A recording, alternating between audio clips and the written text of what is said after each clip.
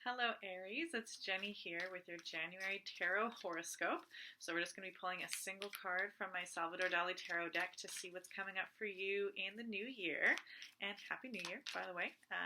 So the first, that card jumped out. All right. I was going to say the first 2/3 of January is Capricorn season, and then we'll be rolling over into Aquarius season. So we're just going to have a switch of what's going on. And the card for you is the High Priestess. So this is what she looks like here. So we have this woman and she's in these big blue robes, kind of outer robes are kind of sweeping and inner ones kind of glistening. Got the moon there and her scroll in her hand and this kind of cat sort of statue on the side. Beside her we see this sort of shape, a profile of a face with this long kind of tongue flicking out and reaching towards her. Okay, and that's what we've got for the High Priestess. So we're going to see what the book has to say, okay? The High Priestess, inner voice. High priestesses are encountered throughout human history and mythology as oracular authorities, exemplified by the Pythia of Delphi, sibyls or prophetesses like Cassandra. Being a mirror, this card counsels you that it is quite correct and effective to seek guidance first and foremost within yourself. Many tarot decks depict the High Priestess holding a holy book. She is reading the script of her own life. Dali gives her a scroll to hold, expressing the same idea. This card is all about your own role and your personal way of life, personal taste and style, and about expressing your own opinion. The predominantly blue hues and the crescent moon symbolize the power of your soul, your inner voice, and your moods, as changeable as the phases of the moon, which decide your success in life. It is interesting how Dali depicts the clothing of the High Priestess. The outer garment, a kind of cloak, is reminiscent of a nun's habit as found in many portrayals of the Mother Mary. But underneath her cloak, the figure wears a black and blue sequined evening gown, imparting a mundane and feline look. Like the cat statue in the left foreground, the big head at the left margin, the child's head, represents the unconscious libidinous mind, feeding and tempting the soul with its long tongue. In sum, the High Priestess the High Priestess encourages you to develop the power of your own soul and your own inner perceptions in order to mediate between piety and frivolity, nun-like devotion and cat-like instincts. The script of your life should be unrolled and evolved. Practical advice: listen, become aware of your inner voice, and be open to sounds and timbres as well as to silence. Create a space just for yourself. Train your voice and express what matters most to you. Okay, so this is an interesting one because there's this sort of kind of seemingly opposite characteristics here of like there's this sleek, feminine, feline, catty sort of situation that feels almost not profane, but definitely not what you'd expect of like a priestess of a religious order. And yet we also have this sense of devotion and this connection to the soul and spirit. And so it feels like it's a bit of a paradox, but that's mostly because we are currently kind of conditioned in a culture that sees like things like sacred and spirit and devotion as all being very like prudish and cold and desexualized and like serious and no fun, and like thinking of like an ascetic monk is the only way you can do spiritual connectedness to source. And then things like, you know, sensuality and lightness and frivolity, all of those things are always irresponsible or sinful or just not serious and not intelligent. And so we've got this spectrum of judgment of this like serious, holy, but also boring sense of soul, and then this like fun, sexy, but also like not serious and not sacred sort of human thing going on there. And we sort of have this disconnect, and that's not the way it is. That's not the way it has to be. This kind of ripped apart body, sexuality, sensuality, human, but also fun, and then this cold soul, like detaching the soul from the body. That we've had so many centuries of religious conditioning that we're trying to escape the body and escape the temptations that the body has, and that all of our impulses are evil, and then we must go towards this enlightenment, removal from the body, where we are just a soul or spirit, and there's no sense of ego, no body, no sense of sensation. We want to escape our bodies because they're bad and dirty, and then go somewhere into this holy beam of light. But the fact that we are physical bodies and spiritual beings in one kind of interesting container. So this high priestess, as this oracle, this prophetess, a high priestess you think is the most connected to spirit, and she's also connected to this sort of sensual, feminine, but embodied sort of thing. And if the priestess is who you listen to for spiritual messages from the divine, she's also saying that you are in a being, in a sensual, sexual, physical body, and that is part of the script of your life. There isn't a need to feel guilt or feel like you have to detach the two. And in fact, as an oracle, as a conduit from the holy and the sacred to the earthly and the mundane, that conduit is something that we all have in our own being, and we don't need to that she's sort of showing us that it doesn't have to be separate. And in fact, you're going to have a better understanding of both if you aren't trying to chop them in half. And that the full script of her life contains both of these things. So this is kind of an invitation as well for you to look at yourself in that kind of that integrated spirit body kind of priestess kind of way. So in what ways are you going to be able to be the counsel the way that the priestess is, both has counsel from the spirit or soul, and then can be a counsel to the sort of more embodied just kind of individuals in the community. You can also have counsel and be counsel to yourself as well, and you can embody this sort of joining of the heaven and earth, the spirit and the body, and live that for yourself. And that's going to be a fluid sort of thing, with those we're talking about with the blue hues here and the moon, like the movement of the water, the changing of your spirit and inner voice, the shifting of the moods, just like the shifting of the phases of the moon,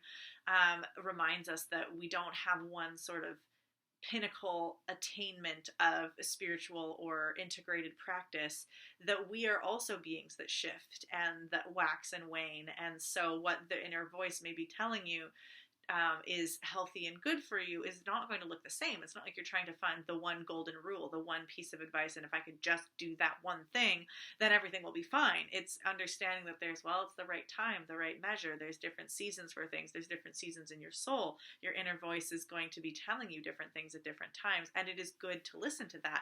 So if you're the suggestion is that you look for guidance first and foremost within yourself. And then when you're grounded in that, you can also look for counsel for other people that you trust. But there may be people that are kind of waxing and waning at a different rate. And so if you are grounded in what it is that your intuition and your inner voice is telling you to do for your current phase of your moon life, I suppose, and somebody else is in a different one and they're seeing what you're doing, they're like, oh, no, don't do that. That's not right, because it's not what their inner voice is telling them to do. You can both be right in your own sort of journeys and in your own temples. And so you can respect those differences without feeling like, oh no, am I wrong? Is my inner voice wrong because they're doing something different? There are times, of course, where if we do have this sort of libidinous mind, that sometimes just because it's the inner voice, like we can have a lot of voices going on in there, and there can be difficulty sometimes telling the difference between, say, intuition or anxiety, or that voice that is kind of telling you kind of rotten things or tempting you into saying maybe stuff you shouldn't be doing or thinking, and that other voice that speaks softly and speaks in wisdom, that sometimes that can be muddled up, and especially if things are really rough for you or you don't have a practice of self-trust and listening, because we have many of our active conscious thoughts as well that is different than the inner voice. And so sometimes we just don't give enough stillness to actually hear what can come through. And then any thought in our head, we're like, oh, I guess that's my inner voice and that's what I should be doing. So it is good, certainly, to have a network of people that you trust their wisdom and they trust that they know you as well, to be able to call you on things like, don't think that's the voice you should be listening to. Or what were you doing when you had that thought? Were you really frenetic? Were you really anxious? Were you really analytical in your head? Was there even any room for that inner voice to come out? So this might be the challenge for you in terms of trying to slow down. As Aries, you might find that you're like pretty like when you have an inspiration and it hits you, you just want to go for it. And just like really on energetically, sparks here and there of different ideas, and that can be really tempting as well to just kind of move on to the next thing, and like whatever is inspiring and exciting now in the moment, that's where you kind of focus your energy. And that can be awesome in some ways, but also if the speed at which you jump between those kinds of things doesn't really allow you to cultivate that patience and that listening of, if you are asking a question of yourself, asking a question of your inner voice, your intuition, if you kind of like demand that I need the answer now because I have the question now and I like want to get to the next thing, that's not going to really give the space for that voice to speak. And so trying to cultivate the patience of the high priestess in order to really, really listen and not be demanding an answer and then taking whatever thought kind of comes into your head as well. That's the answer because I just asked a question. There is some skill and practice and devotion that needs to happen in order to build this into a skill set that's really valuable for you, which is great for this to happen in this season because this is Capricorn season right now, and Capricorn is all about goal setting and tangible, practical ways in order to improve on something. So this might be a really great time to be setting some really basic goals that have to do with being able to listen and connect in with those inner intuitive voices. Like this can be meditation. This can even just be a practice of things like cognitive behavioral therapy, where you examine the fact that your thoughts and your feelings and like your actions are different. They can be automatic, but they can also be things you can reflect on. So you can do just things that help quiet you, whether you're a really physical person and you need to be doing something in order for your mind to relax, just kind of picking one or two things that you know is going to help you either offload kind of mental or frenetic energy of wanting to jump to the next thing and create space and open things up so that you have that ability to calm, to ground, and then create space for that kind of knowing to come in. This would be a really great time to, not just say like, and goals are best able to be established if they're very specific steps to it, not just like, I want to meditate more. Like what? Meditate 10 minutes a day, set a timer, do that, and that's it. Or I really like listening to podcasts that like talk about these kinds of things. And I just like, I'll listen to one podcast a week or something like that. Or one episode of a podcast a week, like that are specific that way. Also, when you bring in kind of other people that can mentor or hold you accountable, you have something that you can say and they can check up on you. Did you do the thing you said you would do? Instead of, are you working on this nebulous concept? So this is a great thing to be doing for the first kind of chunk of January, Capricorn season, January. And then towards the end, we're going to roll into Aquarius season. And Aquarius is where you get this like leap forward, this insight, this aha connection. And so this might feel like whatever your goal has been that you've been working to little bit by little bit, you suddenly like see a big kind of payout for it. Or in this case, if you really are working with this kind of high priestess oracle energy, this might be like, oh wow, this sudden enlightened connection, or this ability to like, rise above what felt like this sort of like, just tedious work, and suddenly get the download, get the connection, and realize, wow, like, there's actually something here that I can hear and I can connect to, and then that can like fuel you with that excitement to help you keep going and continue towards mastery. All of that aside, or not aside, all of that included, don't forget though that this is still fun. Like we was talking about at the beginning, like that the serious, the esoteric, the committed, the devoted is not apart from being in a body, being sensual, being fun, having playful moments, and still living in that sort of instinctual place as well. Those are all wisdoms to have as well. So you can still, and you should be having fun. and combine that with whatever your goal is. The goals that perhaps you've been looking at in this past year, as we've just come out of Sagittarius season, that's like looking about vision and your beliefs and certain truths that you may have kind of learned about yourself. This is the time now to put this into action. So I'm just going to see if there's anything else I wanted to say on this. The only other last thing is, after all of this sort of training into clearing space, being able to listen, creating space for yourself, expression also matters. Whatever it is that you feel you want to be expressing, whether these are truths that you want to share with others, whether you have artistic connection to whatever it is that's kind of coming through.